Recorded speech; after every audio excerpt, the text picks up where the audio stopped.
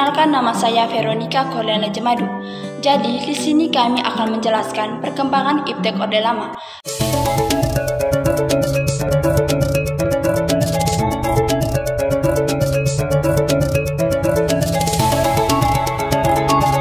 Apa itu Orde Lama? Dalam sejarah Indonesia, masa Orde Lama adalah periode yang penuh tantangan, yang dimana negara sedang mencari identitas dan arahnya setelah meraih kemerdekaan pada tahun 1945. Selama periode ini, perkembangan ilmu pengetahuan dan teknologi atau Iptek memainkan peran yang penting dalam pembangunan fondasi bagi pertumbuhan dan kemajuan negara. Yang pertama, perkembangan pendidikan dan riset. Pada masa Orde Lama, pembangunan infrastruktur pendidikan menjadi fokus utama. Berbagai universitas dan lembaga penelitian didirikan untuk mendorong pengembangan Iptek. Di antaranya, pencapaian penting adalah pendirian Institut Teknologi Bandung atau ITB pada tahun 1959 yang menjadi pusat keunggulan dalam ilmu pengetahuan dan teknologi. Riset-riset yang dilakukan pada masa ini meliputi berbagai disiplin ilmu dan teknik dan pertanian hingga kedokteran dan sains alam. Upaya ini berkontribusi pada pemahaman yang lebih baik tentang potensi alam Indonesia dan solusi untuk masalah-masalah yang dihadapi masyarakat. Yang kedua, inovasi teknologi dalam pembangunan.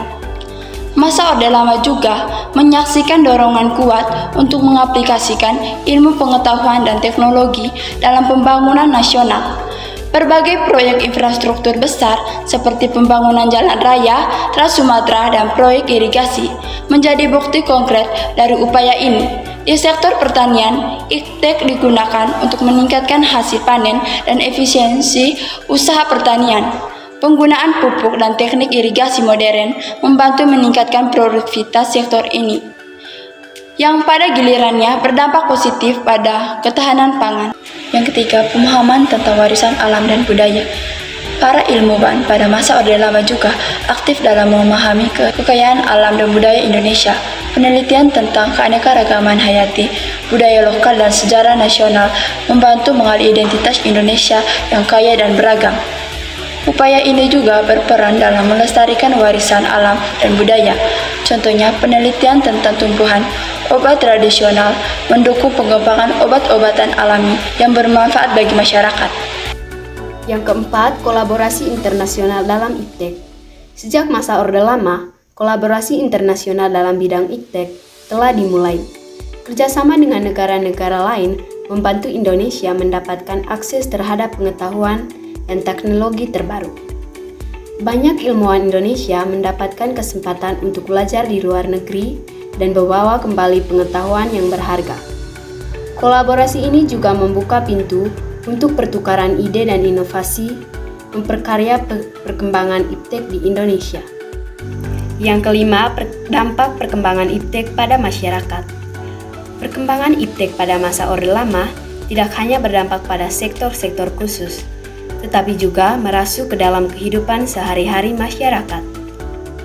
Penemuan-penemuan baru dan teknologi yang diperkenalkan membantu meningkatkan kualitas hidup, kesehatan, dan produktivitas masyarakat Indonesia secara keseluruhan.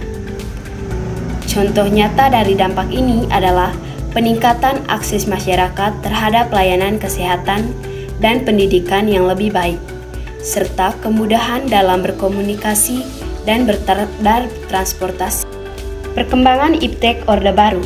Perkembangan Iptek atau ilmu pengetahuan dan teknologi di Indonesia selama masa pemerintahan Orde Baru pada tahun 1966 sampai dengan tahun 1998 mengalami peningkatan yang cukup signifikan. Pada era ini, pemerintah Orde Baru sangat fokus dalam memajukan sains dan teknologi dengan harapan dapat mengembangkan kemampuan dan daya saing bangsa Indonesia di kancah internasional. Salah satu kebijakan penting yang dikeluarkan oleh pemerintah Orde Baru adalah Program Repelita atau Rencana Pembangunan 5 Tahun yang menetapkan prioritas pembangunan nasional dalam bidang-bidang tertentu.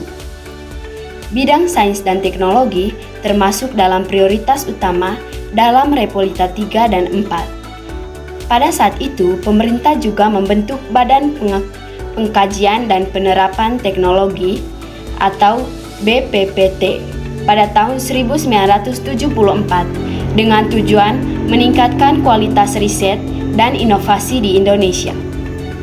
BPPT bertanggung jawab untuk menyusun kebijakan dan program dalam pengembangan iptek, termasuk pengembangan sumber daya manusia melalui pendidikan sains dan teknologi. Pengembangan iptek Orde Baru.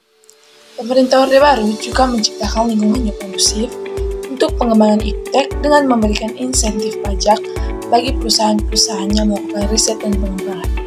Selain itu, pemerintah juga memberikan beasiswa untuk mahasiswa yang berminat mempelajari ilmu pengetahuan dan teknologi. Pendidikan sains dan teknologi juga menjadi fokus utama pemerintahan Orde Baru pada masa itu.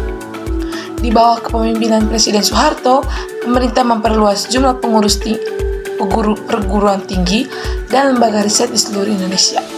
Pemerintah juga meningkatkan kualitas pendidikan sains dan teknologi di sekolah-sekolah dengan memberikan insentif bagi guru-guru yang mengajar di bidang ini.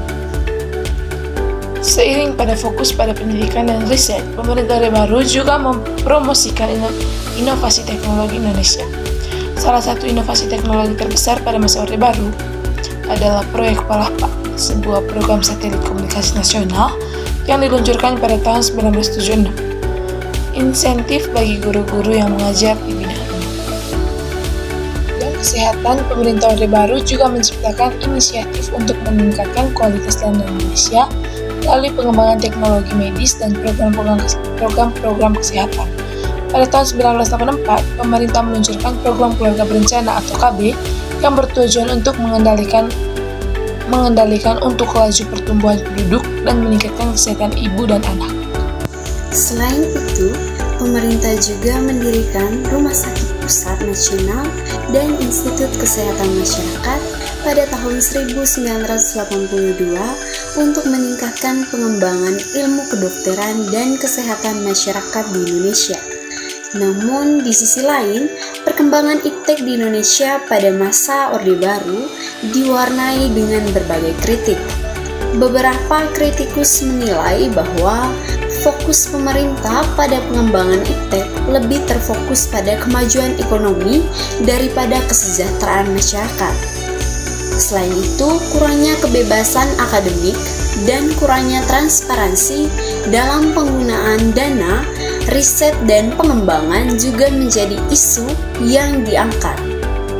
Meskipun demikian, perkembangan iptek di Indonesia pada masa Orde Baru memberikan dampak yang signifikan dalam meningkatkan kualitas dan kuantitas riset dan inovasi di Indonesia. Banyak kemajuan teknologi yang dicapai pada masa itu yang masih terus berkembang hingga saat ini. Berikut perkembangan iptek pada masa reformasi. Periode reformasi di Indonesia yang dimulai pada akhir tahun 1990-an memiliki dampak yang signifikan pada perkembangan ilmu pengetahuan dan teknologi. Seiring dengan perubahan politik dan sosial, sektor iptek mengalami kemajuan yang pesat yang berdampak luas pada berbagai bidang kehidupan. Yang berikut, peningkatan akses ke pendidikan iptek. Suatu hal yang sangat mempengaruhi perkembangan era reformasi adalah peningkatan akses ke pendidikan. Pembukaan lembaga-lembaga pendidikan baru dan peluang beasiswa telah membantu meningkatkan jumlah akses ke pendidikan iptek. Mahasiswa kini dapat mengembangkan keterampilan dan pengetahuan di berbagai bidang, mulai dari teknologi, informasi, hingga medis. Peningkatan akses ke pendidikan iptek juga telah mendorong munculnya inovasi dan penelitian baru.